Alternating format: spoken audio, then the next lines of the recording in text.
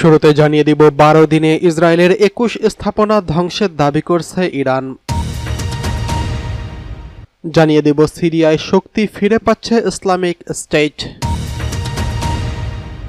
এরপরে রয়েছে যুক্তরাষ্ট্র চীন বাণিজ্য যুদ্ধ বিপজ্জনক খেলা, পথ নেই পিছু হটার।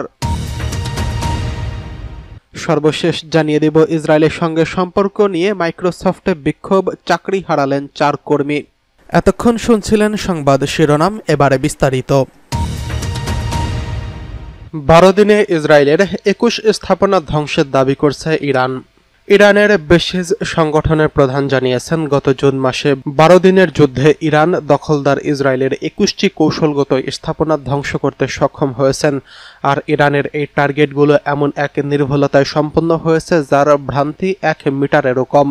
ব্রিগেডিয়ার জেনারেল গোলাম রেজা সোলাইমানি 31 আগস্ট জানিয়েছেন, শত্রুপক্ষের ওই 12 দিনের যুদ্ধ উস্কে দিয়েছিল এবং একই সঙ্গে বিচ্ছিন্নতাবাদী গোষ্ঠীগুলোকেও সক্রিয় করেছিল, যাতে ভেতর থেকে ও বাইরের থেকে ইরানের উপর চাপ সৃষ্টি করা যায়, কিন্তু তাদের সেই পরিকল্পনা ব্যর্থ হয়। তার ভাষায়, এই 12 দিনে একটি জায়নিস্ট শাসনের 21টি গুরুত্বপূর্ণ ও কৌশলগত স্থাপনা সম্পূর্ণভাবে ধ্বংস করেছি। নতুন ক্ষেপণাস্ত্রের উপর ভরসা করে আমরা আমাদের টার্গেট ব্যাংক সম্পন্ন করেছি, যার নির্ভুলতা 1 মিটারেরও কম। আজ আমরা তাদের দুর্বল দিকগুলো পুরোপুরি জানি এবং অধিকৃত ভূখণ্ডের প্রতিটি বর্গমিটারে কি ঘটেছে সে সম্পর্কে অবগত। বেসিজ সংগঠনের প্রধান এই সময় সতর্ক করে বলেন, ভবিষ্যতে যদি আবার কোনো আগ্রাসন ঘটে তাহলে ইরান কেবল জায়নিস্টদের নয়, বরং তাদের সমর্থকদেরও দায়ী করবেন। গোলাম রেজা সোলাইমানি আরও বলেন, যান এবার খুঁজে দেখুন সাম্প্রতিক যুদ্ধে কত দেশ ইসরায়েলকে রক্ষা করতে অংশ নিয়েছিল এবং কত হাজার টন বোমা ও বিস্ফোরক তারা একটি নিরস্ত্র জাতির উপর বর্ষণ করার জন্য জায়নিস্ট শাসনকে দিয়েছিল। তবে এবার পরিস্থিতি ভিন্ন হবে। গত 13 জুন ইসরায়েল ইরানের বিরুদ্ধে উস্কানিমূলক অঘোষিত আগ্রাসন শুরু করে, যার 12 দিনের যুদ্ধকে উস্কে দেয়। এই যুদ্ধে অন্তত 1064 জন নিহত হয়, যার মধ্যে সামরিক কমান্ডার, পারমাণবিক বিজ্ঞানী এবং সাধারণ বেসামরিক নাগরিকও ছিলেন। এই সময় যুক্তরাষ্ট্র যুদ্ধে সরাসরি অংশ নেয় এবং ইরানের 3টি পারমাণবিক স্থাপনায় বোমা চালায়, যা আন্তর্জাতিক আইনের মারাত্মক লঙ্ঘন।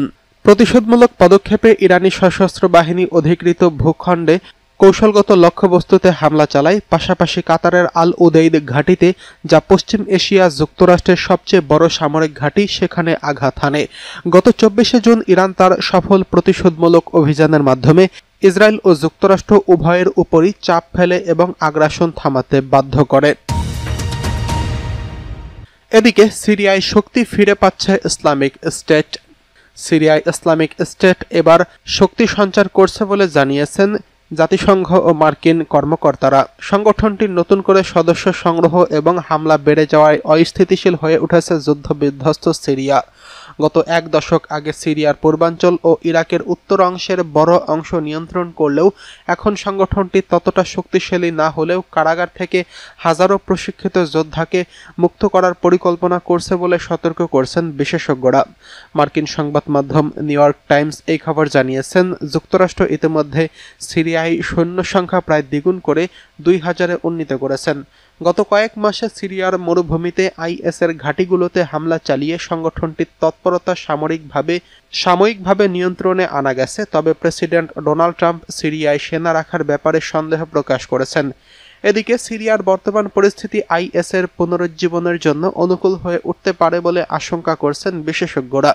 সিরিয়ার উত্তর পূর্বাঞ্চলে কুর্দি নেতৃত্বাধীন সিরিয়ান ডেমোক্রেটিক ফোর্সেস নজরদারিতে 9 থেকে 10 হাজার আইএস যোদ্ধা এবং 40,000 পরিবারকে আটক করেছে।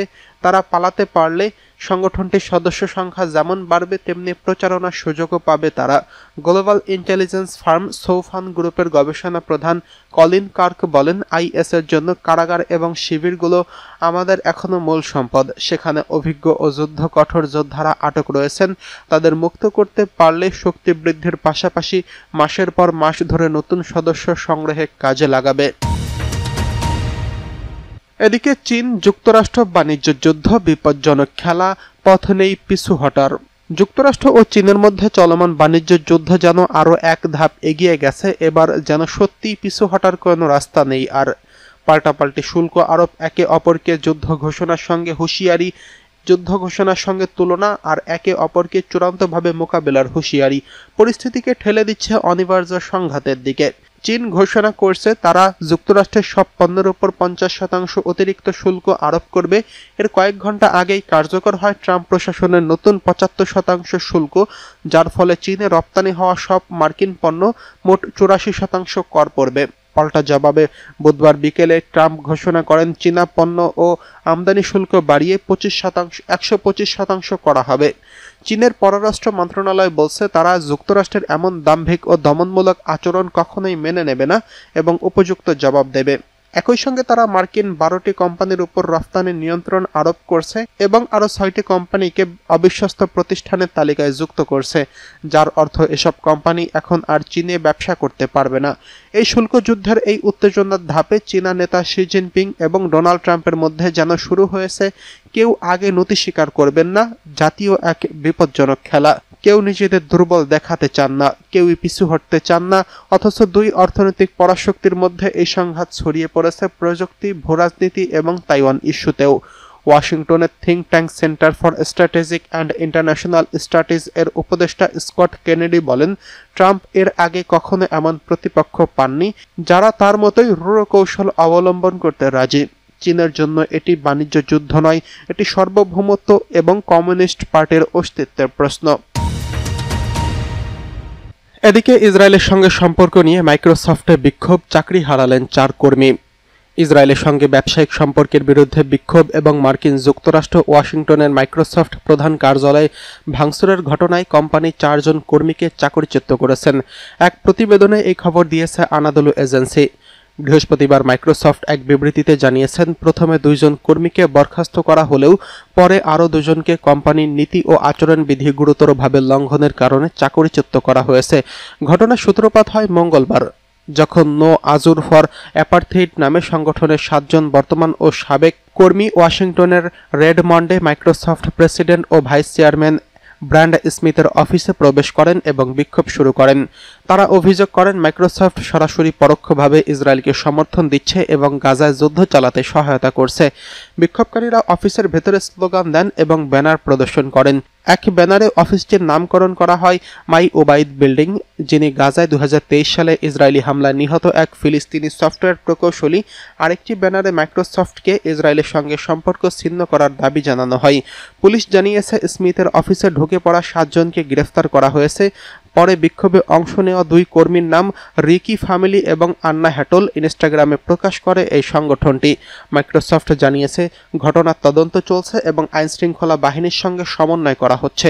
কোম্পানির পক্ষ থেকে বলা হচ্ছে এই আচরণ সম্পূর্ণ অগ্রহণযোগ্য এবং প্রতিষ্ঠানটির মূল্যবোধ ও নীতির পরিপন্থী।